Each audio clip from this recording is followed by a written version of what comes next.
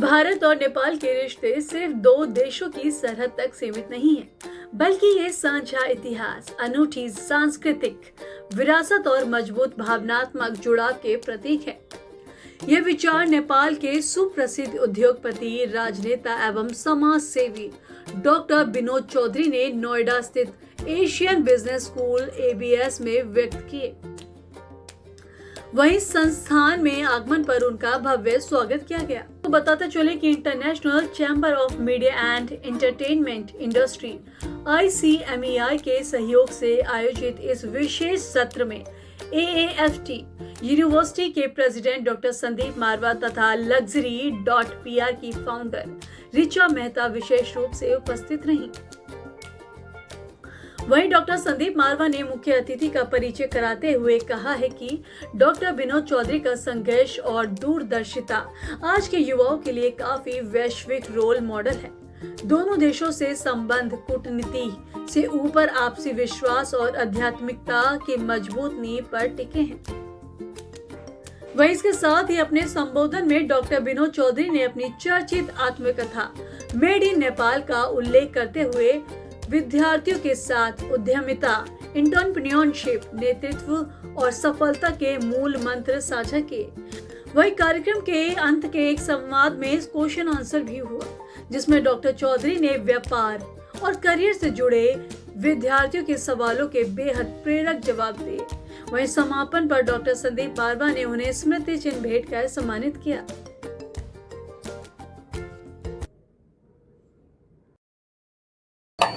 मारवा studio के संस्थानों के इतिहास में एक ये ऐतिहासिक दिन है। आज हमारे बीच में आदरणीय विनोद चौधरी जी नेपाल से यहाँ पहुँचे हुए हैं।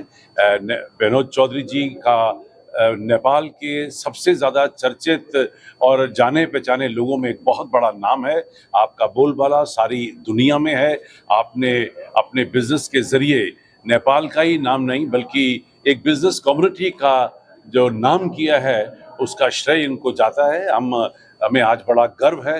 आज हम लोग बहुत खुश हैं कि हम आज आदरणीय विनोद चौधरी जी को एशियन बिजनेस स्कूल के साथ जोड़ सके। उनका आना ही अपने आप में एक बहुत बड़ी बात थी। उन्होंने आज एड्रेस किया है इस संस्थान में और मैं समझता हूँ एक नया जोश, एक नई लगन, एक नई उम्मीद पैदा की है। और आपको सुनने के बाद जो खून खौला है कि हमें भी अब बहुत सारा काम करना चाहिए, हमें भी देश के लिए आगे बढ़ना चाहिए। ये उनकी बातों को सुनकर मैं समझता हूँ जिसने भी उन्हें सुना होगा वो आज इस युद्ध के लिए तैयार हो गया होगा। और ये मुझे बड़ी खुशी है कि आपने हमारे एडवाइजरी बोर्ड को मेंबर बनने को एक्सेप्ट किया है और मुझे उम्मीद है कि आने वाले दिनों में हमें आपसे बहुत सारी नई चीजें सीखने को मिलेंगी। इस तरह के जो संवाद होते हैं वो दो देशों के बीच रिलेशन जोड़ने के लिए कितने जरूरी होते हैं? ये मेरा सौभाग्य है कि मैं Indo Nepal film and culture forum को यहाँ पर चेयर कर रहा हूँ और उसके अंतर्गत हम बहुत सारे कार्यक्रम ऐसे कराते रहते हैं जिनमें हम लोग हिंदुस्तान और नेपाल की मोहब्बत को, दोस्ती को, भाईचारे को आगे लाने की कोशिश करते हैं।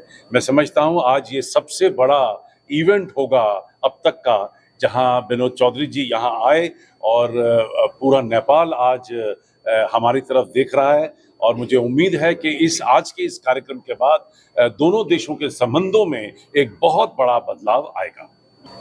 देखिए, मैं सबसे पहले तो डॉक्टर संदीप मारवा साहब को तहे दिल से बधाई देना चाहता हूँ। वो एक लेजेंड हैं। उन्होंने जो एक ये दुनिया बनाई है एशियन बिजनेस स्कूल से लेकर इससे जुड़ी हुई जितनी भी और शाखाएं हैं, जितनी भी including in the field of cinema, arts and production, मैं तो यहाँ के हैरान हो गया। और बहुत ही मुझे लगा कि इन्होंने जो एक माइलस्टोन जो तय किया है, कीर्तिमान जो तय किया है, इसको और आगे बढ़ना चाहिए। और उस काम में हमारे जैसे हर लोगों की शुभकामना तो रहेंगी। और अब तो इन्होंने इस इंस्टीट्यूशन के साथ मुझे भी जोड़ दिया है, इसलिए मेरे से जो बन पड़ेगा, जैसे भी बन पड़ेगा, पहला काम तो नेपाल को कैसे जोड़ना और उसके अलावा और भी विश्व में काफ़ी जगह पर हम लोग अपना काम करते हैं। क्योंकि इनकी जो एक्सपर्टीज है, इनका जो एक सिंपल, एक सादापन है, इतना बड़ा संघर्ष का एक की जो पृष्ठभूमि है एशियन बिजनेस स्कूल की, मुझे मेरा ये मानना है कि यहाँ के बच्चों को, यहाँ के स्टूडेंट्स को, यहाँ के फैकल्टीज़ को एक वाइडर प्लेटफॉर्म और मिलना चाहिए। इन्होंने बहुत बड़ा प्लेटफॉर्म तैयार किया है, उसको और बड़े सिरे पर लेके जाना चाहिए और उसमें मेरे से जो बन पड़ेगा मैं करूँगा। सर, अपनी किताब के बारे में आप क्या बताना चाहेंगे? मेड इन नेपाल एक नेपाली छोटे से देश में पैदा हुए एक सिंपल नेपाली की कहानी है जिसने बड़े सपने देखे। उसकी पहली कहानी मेकिंग इट बिग में 2013 में आई थी। 7 भाषाओं में वो किताब छपी, बिकी, अभी भी वो ई कॉमर्स प्लेटफॉर्म्स में अवेलेबल है। और उसके बाद 2013 से लेकर 2025 तक की कहानी मेड इन नेपाल में, जैसा कि मैंने मेरे अपने संबोधन में मैंने कहा कि नेपाल बदल रहा है और हम लोगों का ये मानना है कि बहुत ही सही दिशा पर जा रहा है।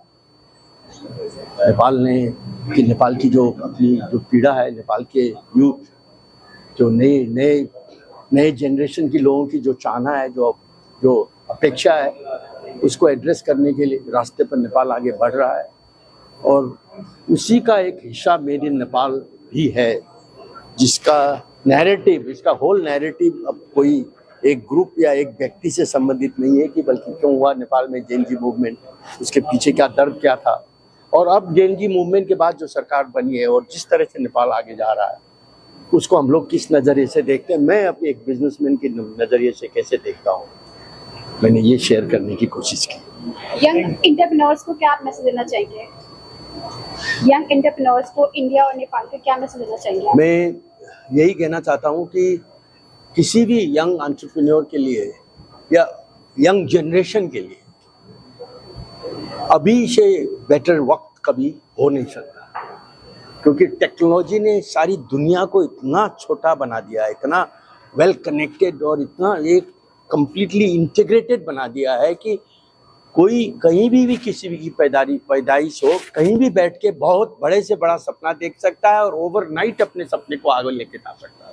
न कैपिटल का कॉन्स्ट्रेंट है, न पावर। अभी ये ज़माना है पावर ऑफ आइडियाज़ का, और आइडियाज़ को अगर आप सामने आगे लेके जाने की आप में अगर हिम्मत है, करेज है, कमिटमेंट है, डिसिप्लिन है, अनुशासन है, तो आपको कोई ताकत रोक नहीं सकती। तो पहली बात तो मैं मारवा स्टूडियो संदीप मारवा को बहुत सालों से जानती हूँ, and it's a privilege and honour to be here again and to bring mister Vinod Chaudhary the legendary, और उन्होंने अपनी बुक लॉन्च की है made in Nepal, and to welcome him with whole heart. I always had this plan कि करना है तो नोएडा तक खींच के ही लाऊंगी, और आज वो हो पाया, and I am privileged to be the one to bring him here, and it was indeed a very informative session. I think as students, as teachers, as faculty, it was a proud moment for all of us, and thank you so much to Sandeep Marwa sir for supporting this, and I look forward to have this Men in Blue rocking